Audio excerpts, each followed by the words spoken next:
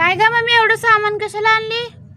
आता आपल्या घरी गौरी गणपती येणार आहे, त्याच्यासाठी सामान लागतं. गौरी दिवशी, गौरी पूजना दिवशी जेवण असतं पुरणपोळीचं, म्हणून सगळे आपलं 1.5-2 किलो डाळ भरलं, गूळ भरलं. परत सत्यनारायणची पूजा असते, त्याच्यासाठी शिरा बनवायचा असते प्रसादासाठी म्हणून ते भरलं. आता अजून थोडं बहुत महिन्याचं सामान भरलं. हे साखर, हे ज्वारी तेल भरली.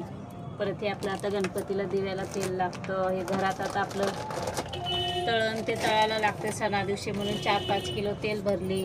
हे तुम्हाला खाण्यासाठी 1-4-5 बिस्किट पाकिट भरली. परत आता अजून काय काय डाळी आहेत, हे आहेत, हे लागते सगळं, म्हणून सगळं सामान भरले. यालाच गेले माझे 4,000 रुपये एवढ्या सामानाला. अजून बाकीचं अजून गणपती बाप्पा उद्या यायचं आहे, तर मला 4,000 गेले. आता येऊन जाजीस तर अजून किती माझे पैसे जातील. हे बघ किती सामान भरलं. आता मी सगळं सामान भरलं आहे. आता हे आपलं मैदा आहे, मोदकाला अजून तांदळाचं पीठ आहे. एवढं सामान भरले.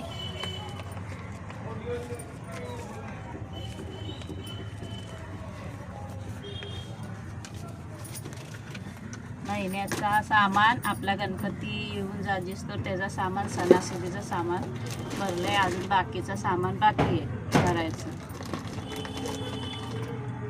व्हिडिओ आवडला तर लाईक करा, नवीन असलं तर सबस्क्राईब करा, कमेंट करा, शेअर करा.